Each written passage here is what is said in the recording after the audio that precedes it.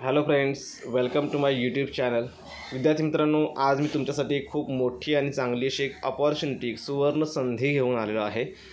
आजच्या व्हिडिओमध्ये आपण बेरोजगार युवकांसाठी किंवा युवतींसाठी 50,000 जागांची भरती निघालेली आहे.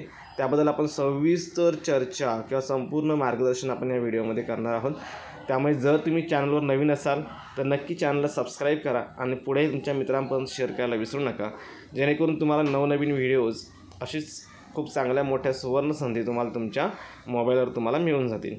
ठीक आहे. आजचा हा जो कार्यक्रम आहे 50,000 जागा, हा महाराष्ट्र शासनामार्फत आहे. लक्षात ठेवा, महाराष्ट्र शासनामार्फत मुख्यमंत्री योजना दूत म्हणून एक कार्यक्रम आलेला आहे. सध्या लक्षात ठेवा, एक योजना आलेली आहे.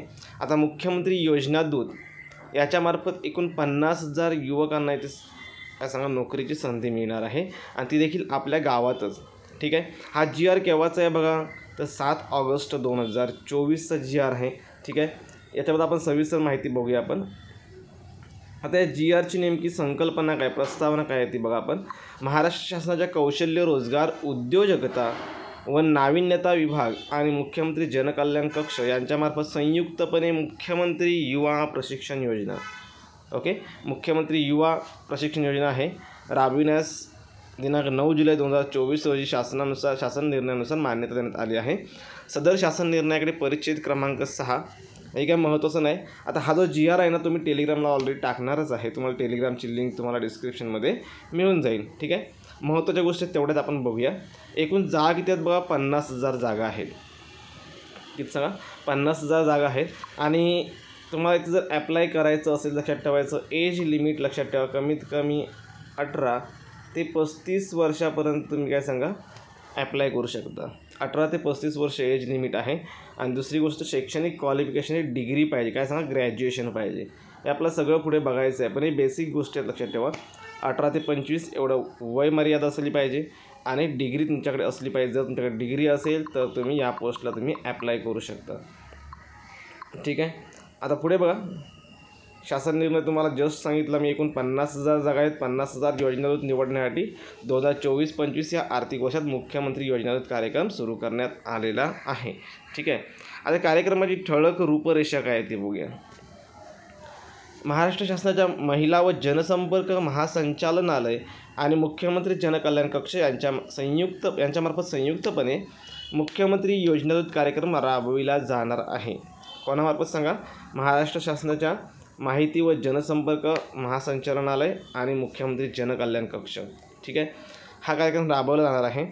आणि म्हटलं ग्रामीण भागात प्रत्येक ग्रामपंचायतसाठी एक. हे बघा, आता हे जे दूत जे नेमले जाणार आहेत ना, ते कसे नेमले जाणार आहेत सांगा, कुठे काम करायचे तुम्हाला. ग्रामीण भागात प्रत्येक ग्रामपंचायतला एक दूत, एक माणूस नेमणार आहे. म्हणजे ज्या ठिकाणी ग्रामपंचायत आहे त्या ठिकाणी एक माणूस योजना दूत म्हणून असणार आहे. ठीक आहे. आणि शहरी भागामध्ये ज्या शहराची लोकसंख्या 5,000 ओके आहे किंवा 5,000पेक्षा जास्त आहे, त्या ठिकाणी प्रत्येक 5,000 लोकसंख्येमागे एक योजना दूत. लक्षात ठेवायचं, काय सांगा, शहराची लोकसंख्या 5,000पेक्षा जास्त असेल तर प्रत्येक 5,000 माणसांसाठी एक योजना दूत नेमला जाणार आहे. असे एकूण ऑल महाराष्ट्रामध्ये, संपूर्ण महाराष्ट्रामध्ये 50,000 योजनादूत निवडले जाणार आहेत. ठीक आहे. आता मुख्यमंत्री योजनादूत प्रत्येकी 10,000 रुपये प्रति महिना. किती मानधन तुम्हाला मिळणार आहे सांगा, 10,000 रुपये तुम्हाला प्रति महिना मिळणार आहे. प्रवास खर्च आहे, सर्व भत्ते समावेशित, म्हणजे त्यातच तुम्हाला सगळे भत्ते समावेश आहे. तुम्हाला सगळा वेगळा असं काय भेटणार नाही आहे. आणि सगळ्यात महत्त्वाचं पुढचं 4 नंबर पॉईंट आहे. लक्षात ठेवा, निवड झालेल्या मुख्यमंत्री योजनादूतास 6 महिन्यांचाच करार केला जाणार आहे. म्हणजे तुम्ही योजनादूत म्हणून समजा तुमची जर निवड झाली तर तुम्ही 6 महिनेच काम करू शकता. 6 महिन्यानंतर तुमचा करार संपणार आणि 6 महिन्यानंतर परत नवीन योजनादूत नेमले जातील. म्हणजे जेणेकरून नवीन युवकांना ग्रामपंचायतीमध्ये तिथे काम करण्याची, गावात काम करण्याची संधी मिळाली पाहिजे. तुम्हाला जर समाजसेवेची जर आवड असेल तर तुम्ही गावात राहून तुम्ही हे काम करू शकता. 6 महिने काम करून तुमची चांगली पुढे ओळख होऊ शकते आणि इतर छोटी मोठी कामं तुम्ही करून चांगल्या प्रकारे सेटल होऊ शकता. तुम्ही एक संधी आहे तशी बघितली तर. पण इथे तुम्हाला परमनंट जॉब नाही आहे, हे लक्षात असू दे. तुम्हाला फक्त 6 महिन्याचं फक्त जॉब आहे. किती सांगा, फक्त 6 महिन्याचाच करायला. लक्षात ठेवा, 6 महिन्यानंतर तुमचा करार कोणत्याही परिस्थितीत वाढवला जाणार नाही. तुमचा करार वाढवून मिळणार नाही. 6 महिने झाले की तुमचा विषय संपला. त्याला नवीन माणूस परत नेमला जाईल. ओके. पुढे बघा, मुख्यमंत्री योजनेतच तुम्हाला जस्ट सांगितले मी निवडीसाठी पात्रतेचे निकष वयोमर्यादा 18 ते 35 वर्ष पाहिजे. शैक्षणिक अर्हता कोणत्याही शाखेचा पदवीधर म्हणजे BA असेल, BCom असेल, BSc असेल, काही इंजिनिअरिंग असेल, डिग्री पाहिजे. मात्र कोणत्या शाखेचा पदवीधर वगैरे चालतो. तुम्हाला संगणक ज्ञान असलं पाहिजे. उमेदवाराकडे अद्ययावत मोबाईल असणं आवश्यक आहे आणि महाराष्ट्राचा आदिवासी असला पाहिजे. तुमच्याकडे नॉन एज डोमिसाईल असलं पाहिजे. उमेदवाराचे आधार कार्ड असावे व त्याचे नावाचे बँक खाते आधार संलग्न असावे. ओके, ह्या एवढ्या गोष्टी आहेत, लक्षात ठेवा. हे निकष झाले. पुढे बघा, योजना निवडीसाठी उमेदवाराने सादर करण्याची कागदपत्रे काय सादर केलं पाहिजे. बघा, 1 नंबर ऑनलाईन अर्ज. तुम्ही जो ऑनलाईन फॉर्म भरणार तो तुम्हाला इथे सादर करायचा आहे. आता ऑनलाईन अर्ज करायला अजून सुरुवात झालेली नाही. पोर्टल ओपन झालं की तुम्हाला मी सांगेन. ओके, त्यावेळी तुम्ही कॉन्टॅक्टमध्ये फक्त राहा. यूट्यूबला सबस्क्राईब करून ठेवा, तुम्हाला समजेल. म्हणजे पहिल्यांदा तुम्हाला ऑनलाईन फॉर्म भरायचा आहे. नंतर 2 नंबरला तुम्हाला आधार कार्ड लागणार आहे. पदवी प्रमाणपत्र पाहिजे. तुम्ही डिग्री पास झाल्याचं वय अधिवास म्हणजे ज्या गावात तुम्ही राहता त्या ठिकाणी तुमचा रहिवासीचा पुरावा पाहिजे. वैयक्तिक बँक खातं पाहिजे. तुमचं पासपोर्ट साईज फोटो लागतील आणि हमीपत्र. ओके, एवढे डॉक्युमेंट तुमच्यासाठी अत्यंत महत्त्वाचे आहेत. यासाठी मुख्यमंत्री योजनेची नेमणूक कशी होती ती आता बघूया. इथे एक्झाम वगैरे काही नाही, लक्षात ठेवा. डायरेक्टली निवड होणार आहे. उमेदवारांच्या नोंदणीसाठी प्राप्त अर्ज जे काय प्रत्येक गावामधून जे काय अर्ज येतील त्या सगळ्या अर्जांची छाननी केली जाईल आणि छाननी करून लक्षात ठेवा एकाला प्राधान्य दिलं जाणार आहे. ओके, तेव्हा जनसंपर्क महासंचालनाद्वारे या सर्व अर्जांची छाननी केली जाणार आहे आणि नियुक्त करण्यात आलेल्या बाह्य संस्थांमार्फत ऑनलाईनरित्या पूर्ण करण्यात येईल. ही छाननी लक्षात ठेवायचं. ऑनलाईन बाह्य संस्था निवडल्या जाणार आहेत आणि त्या संस्थांमार्फत ही निवड पूर्ण होईल. आणि निवड झालेल्या लक्षात ठेवा सदरची छाननी उपरोक्त परिच्छेदात नमूद केलेल्या पात्रतेच्या निकषानुसार होईल. जी काही निवड असेल ती त्या पात्रतेचे निकष बघूनच केली जाईल, लक्षात ठेवा. ऑनलाईनरित्या प्राप्त झालेल्या अर्जाची छाननी केल्यानंतर पात्र उमेदवाराची यादी राज्यातील प्रत्येक जिल्हा माहिती अधिकारी यांच्याकडे पाठवण्यात येईल. जे काही ऑनलाईन अर्ज असले छाननी होईल. छाननी झाल्यानंतर ते जे काही त्यांची निवड झालेली आहे त्या सगळ्यांची यादी कोणाकडे सांगा, जिल्हा माहिती अधिकारी यांच्याकडे पाठवली जाईल. नंतर जिल्हा माहिती अधिकारी, जिल्हा सहाय्यक आयुक्त, कौशल्य विकास अधिकारी रोजगार आणि जिल्हाधिकारी आणि प्राधिकृत केलेल्या प्रतिनिधी यांच्या समन्वयाने प्राप्त अर्जाशी संबंधित उमेदवाराची कागदपत्रे तपासणी करतील. हे काय महत्त्वाचं नाही, एवढं लक्षात ठेवा. मी GR टाकतो, तुम्ही तो नंतर वाचून घ्या. अत्यंत महत्त्व तुम्हाला काय काम करायचं आहे हे खूप महत्त्वाचं आहे, लक्षात ठेवा. ओके, आता आपण बघूया 6 नंबर पॉईंट महत्त्वाचं आहे. बघा, मुख्यमंत्री योजना कार्यक्रमांतर्गत उमेदवारांना सोपवण्यात येणारे काम जे काही योजनातून निवडले जातील त्यांना जे काही काम सोपवलं जाईल त्यांनी हे शासकीय सेवा म्हणून समजण्यात येणार नाही. म्हणजे सरळ त्यांनी सांगितलं थोडक्यात तुम्ही गव्हर्नमेंट जॉब आहे म्हणून तुम्ही असं राहू शकत नाही. ती शासकीय सेवा नसणार, लक्षात ठेवा. सबब या नेमणुकीच्या आधारे भविष्यात शासकीय सेवेत नियुक्तीची मागणी अथवा हक्क सांगितला जाणार नाही. मग तुम्ही तुमचा कोणताही हक्क इथे मांडू शकत नाही किंवा तुमची शासकीय सेवेत कायमस्वरूपी तुम्हाला भविष्यात जॉब पाहिजे म्हणून तुम्ही त्यासाठी मागणी करू शकत नाही, लक्षात ठेवा.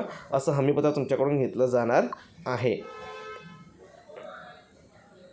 पुढे बघा, योजनादूताला काय काम आहे, लक्षात ठेवा.